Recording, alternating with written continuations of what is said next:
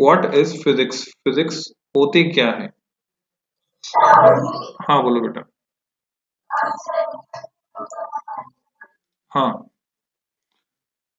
So what do you think, what is physics?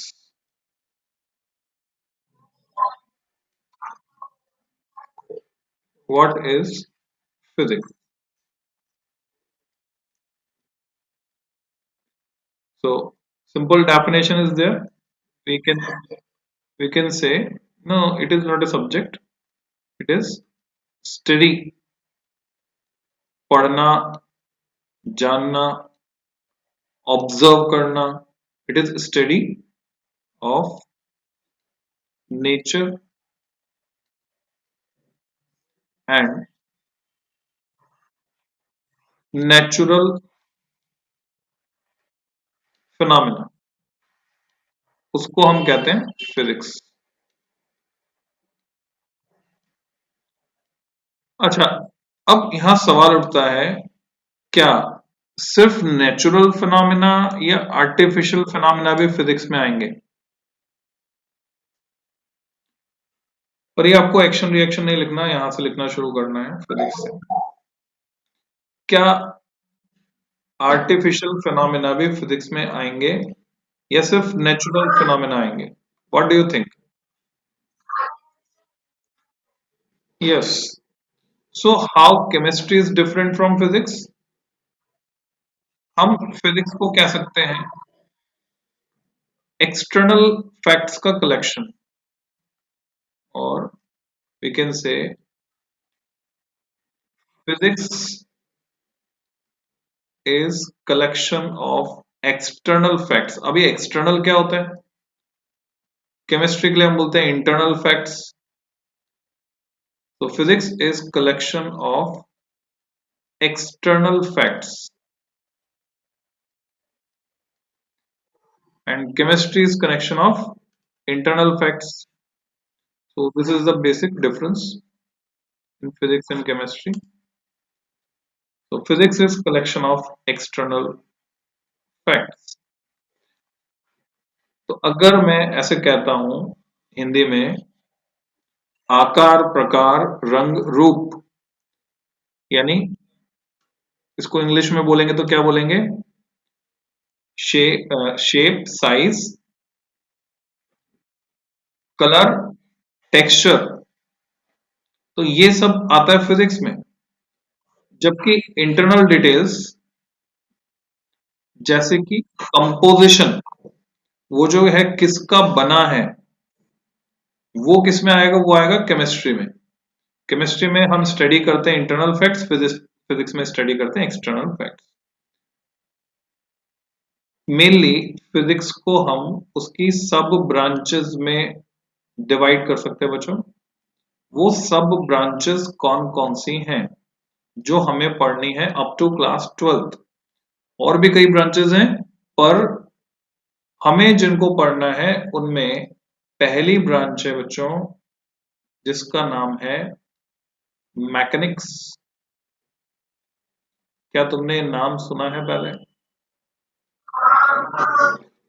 Mechanics can be सब divided into statics and dynamics. अब physics इतनी आसान है बच्चों कि जो नाम का मतलब है वही मतलब है. फॉर एग्जाम्पल, अगर एक पेड़ है जो कि चल नहीं सकता, चल सकता है क्या पेड़? नहीं चल सकता, रुका रहेगा एक ही जगह पर. तो ट्री के साथ कौन सा वर्ड एसोसिएट करेंगे हम? स्टैटिक्स. और मछली जो कि पानी में चल रही है, मछली जो कि पानी में चल रही है, पक्षी जो आसमान में उड़ रहा है, तो उसके साथ क्या स्टैटिक्स एसोसिएट करेंगे या डायनामिक्स एसोसिएट करेंगे? Which word is more suitable? हाँ, तो तुम्हें समझ में आ गया फिजिक्स में क्या होता है बच्चों.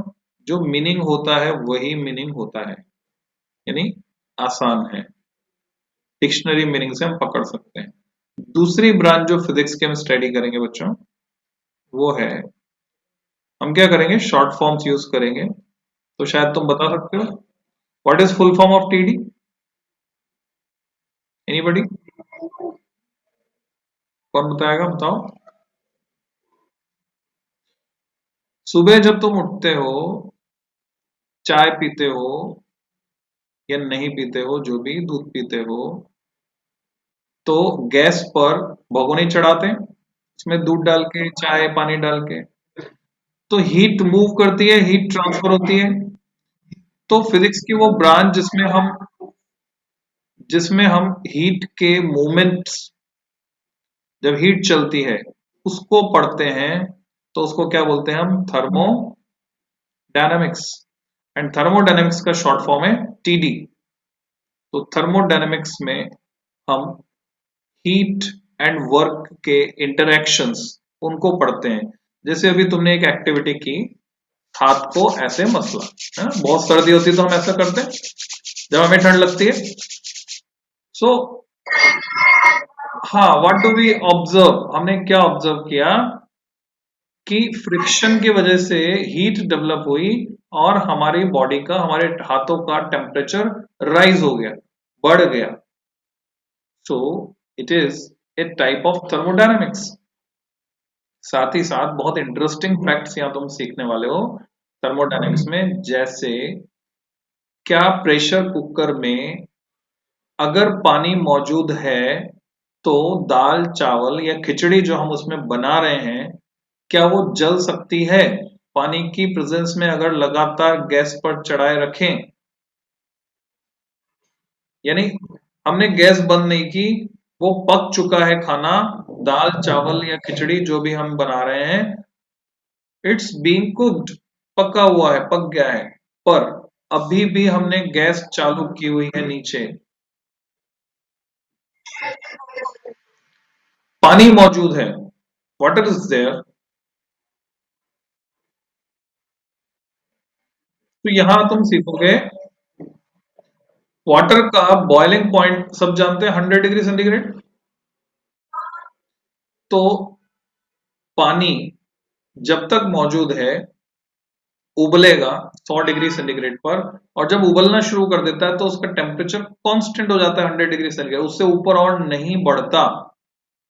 यानी अब जो तुम हीट दे रहे हो उसका इम्पैक्ट ये होता है कि वो हीट स्टेट चेंज में काम आती है, पानी को लिक्विड से वेपर बनाने में काम आती है, पर उसका टेम्परेचर कांस्टेंट रहता है 100 डिग्री सेंटीग्रेड।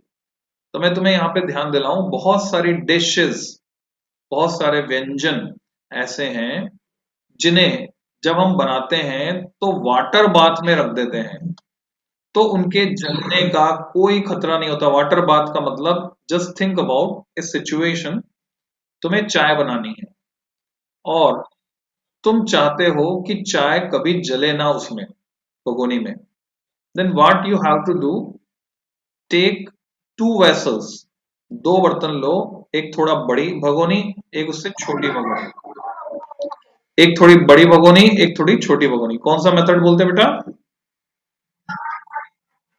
अच्छा, तो अब बड़ी भगोनी में तुम पानी ले लो और उस पानी में छोटी भगोनी को लो और चाय वाला पूरा प्रोसेस उस छोटी भगोनी में पूरा करो। So what will happen, until the external vessel, बड़ी वाली भगोनी में पानी मौजूद है, जब तक बड़ी वाली भगोनी में पानी मौजूद है, अंदर वाली भगोनी का टेम्परेचर, उसके कंटेंट का टेम्परेचर 100 से ऊपर नहीं जा सकता। तो उसके अंदर जो भी कंटेंट है उसके जलने के कोई चांसेस दूर दूर तक नहीं है। So this is the concept.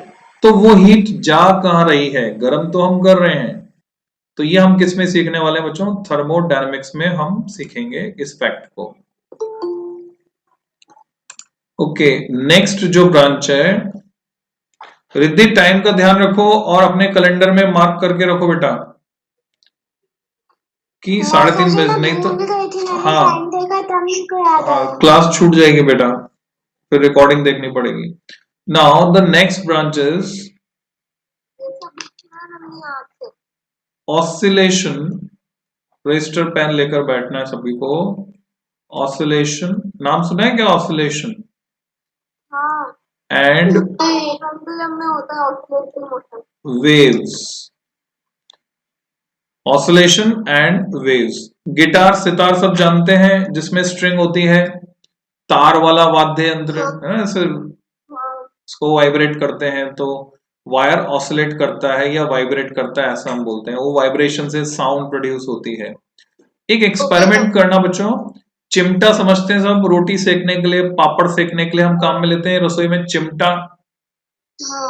हाँ, ऐसे ही छोटी होती है चिमटी, जो कांटा चुभ जाता है तो कांटा निकालने के लिए चिमटी काम में लेते हैं।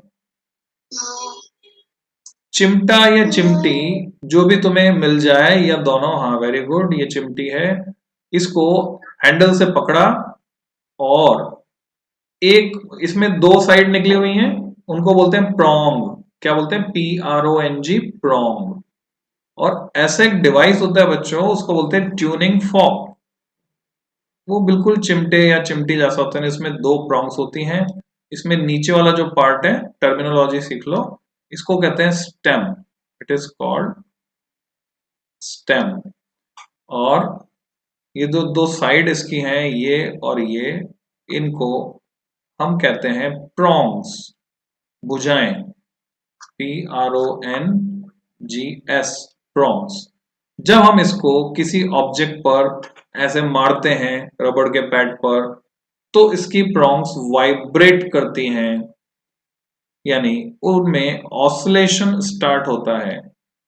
अब अगर ये ऑसिलेट करने की फ्रीक्वेंसी या वाइब्रेट करने की फ्रीक्वेंसी सोनिक रेंज में है, एनीबडी हु, हाँ सोनिक रेंज, तो anybody can tell me what is the frequency range which is sonic? कहां से कहां तक की फ्रीक्वेंसी सुन सकते हैं हम? इफ द फ्रीक्वेंसी, हाँ बोलो बेटा। ताऊजी, सोनिक रेंज का क्या मतलब होता है? हाँ, जैसे मैंने अभी थोड़ी देर पहले बताया, जो वर्ड का मीनिंग है वही मीनिंग है सोनिक, जिसे हम सुन सकते हैं, जिसे सुना जा सकता है। हमारे कान के पर्दे जिस फ्रिक्वेंसी पर स्टिमुलेट हो जाते हैं उसको कहते हैं सोनिक। अगर कोई साउंड ऐसी है कि हमारे कान के पर्दे नहीं हिले तो हम उसको सेंस नहीं कर पाएंगे, और जब हमारे कान के पर्दे हिले तो हम उसको सेंस कर पाएंगे। सो ऑसिलेशन एंड वेव्स, ये ट्यूनिंग फॉर्क की मैं बात कर रहा हूं। ऐसे चिमटा या चिमटे तुम ऐसे बजा कर कान के पास लाओगे, you can feel it's frequency, it's sound, इसकी साउंड तुम्हें सुनाई देगी। और वो कब सुनाई देगी? अगर उसके वाइब्रेट करने की फ्रीक्वेंसी 20 हर्ट्ज से 20 किलो हर्ट्ज के बीच में होगी।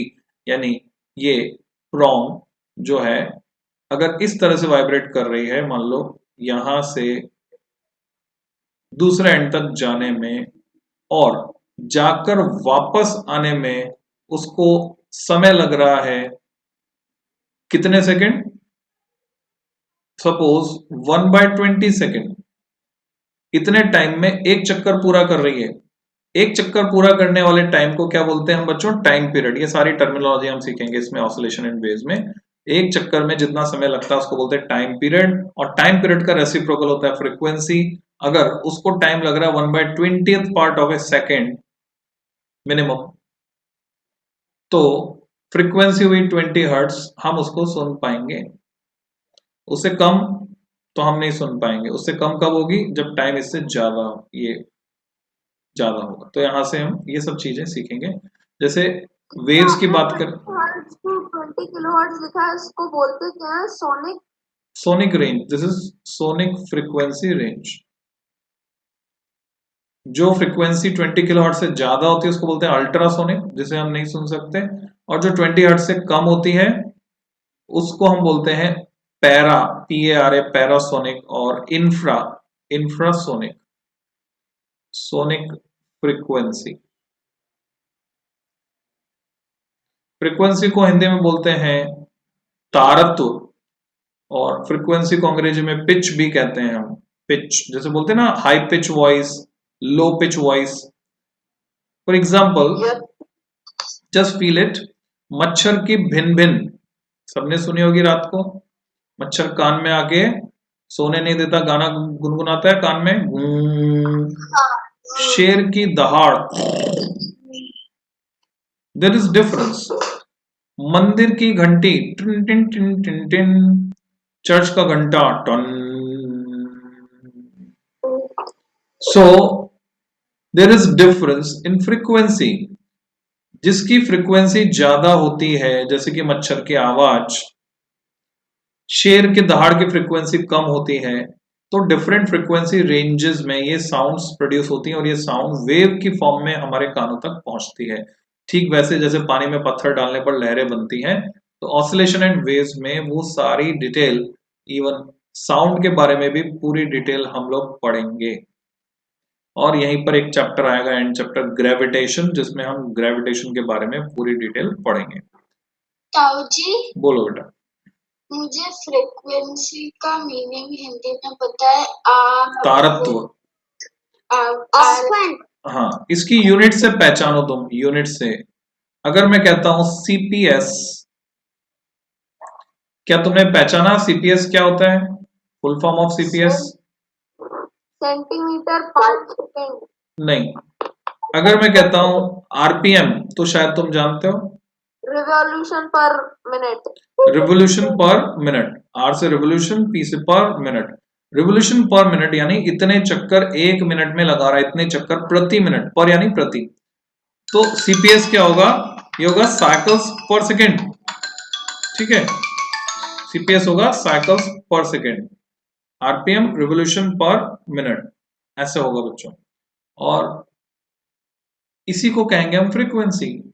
तो अगर आरपीएम है, हम जानते हैं मिनट जो है वो ऐसा यूनिट नहीं है, तो हम क्या करेंगे, उसको कन्वर्ट कर लेंगे आरपीएस में, रिवोल्यूशन पर सेकेंड।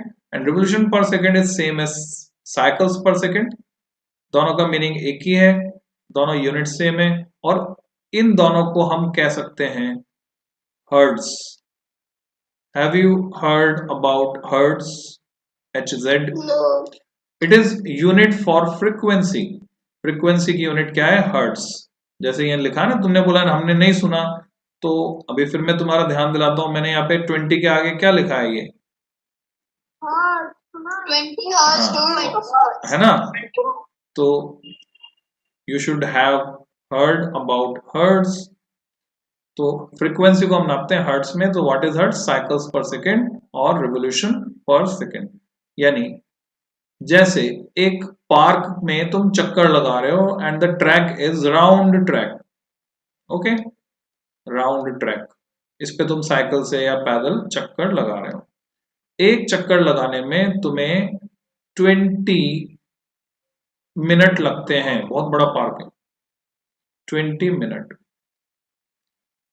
और तुमसे पूछा जाए, बताओ एक सेकंड में चक्कर का कितना हिस्सा तुमने कंप्लीट किया, तो उसको फ्रीक्वेंसी बोलेंगे। अब यहां थोड़ा समझना मुश्किल है, दूसरे आसान तरीके से समझें हम। मान लो पंखे की बात करें, जो पंखा घूम रहा है और एक सेकंड में पंखा 10 चक्कर पूरे करता है। 10, एक सेकंड में 10 बार घूम जाता है पूरे पूरे चक्कर, तो हम क्या बोलेंगे? उसकी फ्रीक्वेंसी क्या है? 10 CPS, 10 साइकिल पर सेकेंड, यानी 10 हर्ट्ज। तो ये लॉजिक है। चौथी। ताऊ जी, हाँ बोलो बेटा। ताऊ जी, KZ का मतलब क्या होता K, K is prefix used for kilo, 10 is for 3। so हम चाहें तो K की जगह 1000 लिख सकते हैं, 1000, तो इट बिकम्स 20,000।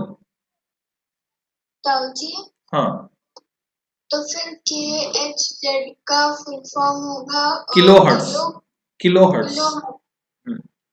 ओके। जैसे बोलते हैं किलोग्राम, किलोमीटर, बोलते हैं किलोमीटर, किलोग्राम, वैसे kilo hertz. Kilo means 10 is to power 3 and hertz means CPS, cycles per second. So next we will study electricity and magnetism, and combinedly it is known as electromagnetics. electromagnetism।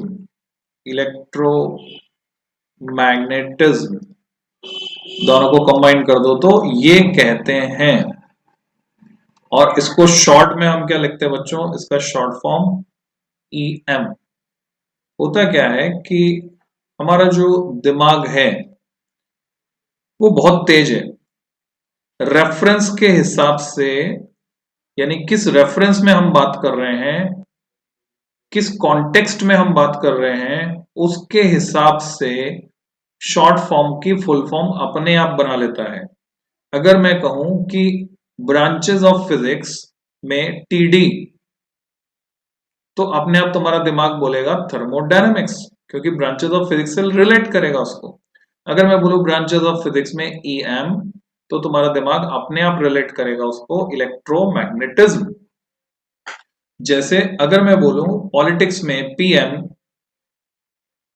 Time में PM, ठीक है, meaning will be different. Time का PM अलग है, मतलब 12 बजे के बाद, और पॉलिटिक्स में PM का मतलब है prime minister.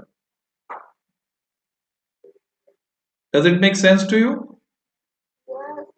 Yes, yes, yes. तो बच्चों हुआ क्या था, शुरू में इलेक्ट्रिसिटी अलग थी, मैग्नेटिज्म अलग था। Then some of the scientists found the relation between electricity and magnetism. Then they studied it as electromagnetism. So we'll find the relation between electricity and magnetism। जैसे किसी वायर में करंट फ्लो कराने पर उसके आसपास magnetic field develop हो जाता है। कंपास निडल क्या डिटेक्ट करती है? मैग्नेटिक फील्ड डिटेक्ट करती है। तो बच्चों में एक इंटरेस्टिंग एक्टिविटी तुम्हें बता रहा हूं जो तुम कर सकते हो। सभी के पास मोबाइल तो है ही सही। मोबाइल में 2 ऐप हैं जो तुम डाउनलोड कर सकते हो बच्चों। एक ऐप का नाम है compass for Android. Compass for Android. So here you will get A compass needle, है ना, वर्चुअल कंपास निडल मोबाइल में। जब तुम इसे ऐसे रखोगे, इसमें एक रेड कलर की निडल है। I think it is visible to you. Yes. तो तुम्हें इसको घुमाकर अलाइन करना है रेड वाली निडल को, रेड वाली निडल से नॉर्थ। तो वो डायरेक्शन बताएगी नॉर्थ। तो तुम जहां भी बैठे हो उसके हिसाब से तुम बाकी डायरेक्शंस पता कर सकते हो, ईस्ट किधर है, वेस्ट किधर है, साउथ किधर है, यूजिंग दिस ऐप। जी। और कितने डिग्री वो भी पता कर सकते हो। बोलो बेटा। इसको वर्टिकल नहीं रखना होगा, इसको हॉरिजॉन्टल रखना होगा, तब ऐसा होगा। हाँ बोलो बेटा। जी आप इस ऐप की लिंक भेज सकते हो क्या ग्रुप? नहीं, सिंपली मैं नाम बता रहा हूं, तुम ये नाम प्ले स्टोर में डालोगे compass for Android, you will get it. Compass for Android, you will get it. तो तुम पता कर सकते हो बच्चों कहां पर मैग्नेटिक फील्ड है और किस डायरेक्शन में है, यू कैन फाइंड इट।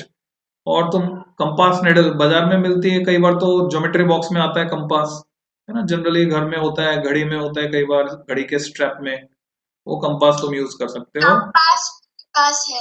हाँ, जनरली होता है कंपास। तो कंपास को यूज करना सीखो बच्चों, उसको कैसे यूज करते हैं। Then another app is metal detector. Metal detector.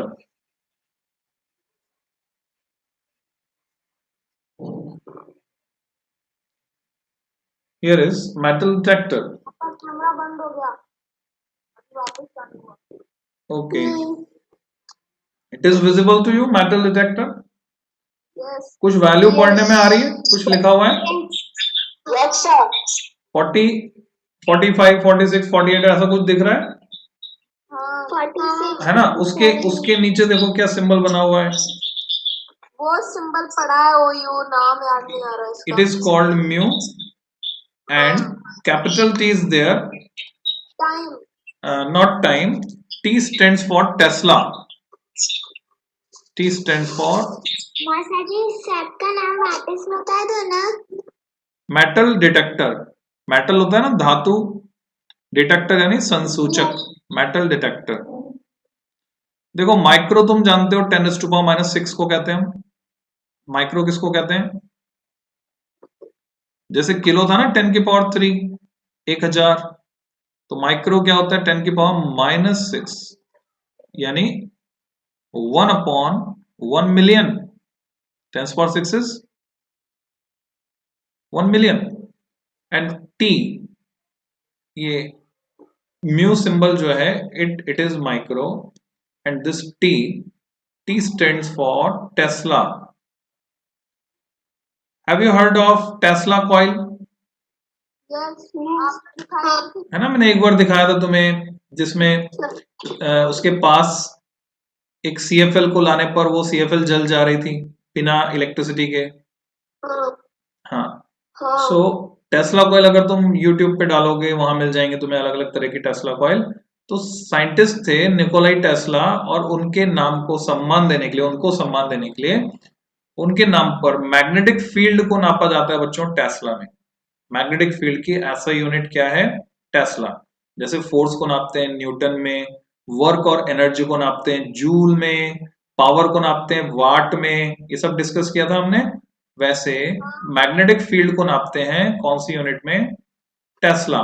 And Tesla is represented by single letter capital T. Capital T से दिखाते हैं. क्यों? जैसे जूल को दिखाते हैं कैपिटल जे से, वाट को दिखाते हैं कैपिटल W से.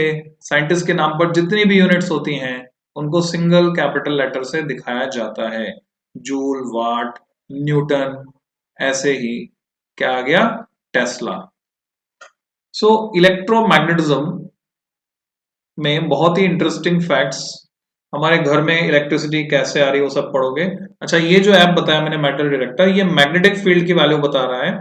इसको किसी भी डिवाइस के पास तुम ले जाओगे तो तुम देखोगे मैग्नेटिक फील्ड की वैल्यू बढ़ेगी जिसके आसपास मैग्नेटिक फील्ड है. जैसे पंखे के पास ले जाओगे, किसी वायर के पास ले जाओगे, किसी मेटल के ऑब्जेक्ट के पास ले जाओगे, मेटलिक ऑब्जेक्ट के पास, तो या दूसरे मोबाइल के पास ले जाओगे तो तुम देखोगे बहुत तेजी से बढ़ जाएगी मैग्नेटिक फील्ड की value. So check it. And next branch we will study after electromagnetism is optics. Very interesting one. Optics में हम लेंस, मिरर, प्रिज्म इनकी बात करेंगे, कुछ फिनोमेना की बात करेंगे. तो इसको हम दो पार्ट में डिवाइड करते हैं बच्चों. RO यानी रे ऑप्टिक्स, जब लाइट चलती है स्ट्रेट लाइन में, सीधी रेखा में, और जब वो सीधी रेखा में नहीं चलती है तो उसको बोलते हैं wave optics. Ray optics and wave optics. तो बहुत ही इंटरेस्टिंग पार्ट रहेगा जिसको हम सीखेंगे, पढ़ेंगे. ऑप्टिकल इंस्ट्रूमेंट्स के बारे में, ह्यूमन आई के बारे में, सर्टेन फिनोमेना जैसे स्कैटरिंग क्या होता है, रेनबो कैसे फॉर्म होता है, वगैरह वगैरह, ये सब हम सीखेंगे. And next is modern physics. तो तुम्हें समझना है बच्चों, जितनी भी फिजिक्स डेवलप हुई है 19th सेंचुरी के बाद, after the 19th century, it is called modern physics, जिसमें केमिस्ट्री का कुछ पार्ट कॉमन है. केमिस्ट्री का कौन सा पार्ट? जो हम एटम के बारे में पढ़ते हैं, न्यूक्लियस के बारे में पढ़ते हैं, इसमें एटम के बारे में, न्यूक्लियस के बारे में, तो फिजिक्स में भी पढ़ते हैं, केमिस्ट्री में भी पढ़ते हैं. फोटो इलेक्ट्रिक इफेक्ट, जिस पर ये हमारे सोलर सेल, सोलर पैनल लगे हुए हैं घर के ऊपर, घरों में आजकल लगे सोलर पैनल. तो वो सोलर सेल जिस प्रिंसिपल पे काम करता है उसको बोलते हैं फोटो इलेक्ट्रिक इफेक्ट. लाइट से इलेक्ट्रिसिटी का पैदा हो जाना. कई बार तुमने वो कैलकुलेटर भी देखा होगा जिसमें ऊपर सोलर स्ट्रिप लगी होती है और वो सोलर एनर्जी से चल देता है कैलकुलेटर बिना सेल के. तो वो सब हम मॉडर्न फिजिक्स में पढ़ते हैं बच्चों. इलेक्ट्रॉनिक्स को हम मॉडर्न फिजिक्स में पढ़ते हैं. ये मोबाइल चार्जर, लैपटॉप चार्जर, ये सब कैसे काम करते हैं, लैपटॉप कैसे काम कर रहा है, मोबाइल, टीवी, ये सब कैसे काम कर रहे हैं, रेडियो वगैरह, वो सब कुछ हम किस में पढ़ते हैं? मॉडर्न फिजिक्स में. तो आज तुमने मॉडर्न फिजिक्स चालू होती है किसके बाद? कौन से ईयर के बाद चालू होती है? 1999. 1900, 19वीं शताब्दी, मींस ईयर 1900. 1900 के बाद जितनी भी फिजिक्स डेवलप हुई है वो सारे के सारे फिजिक्स की डेवलपमेंट हम स्टडी करते हैं मॉडर्न फिजिक्स में. तो that's all about class today. मिलते हैं बच्चों नेक्स्ट टर्न पे.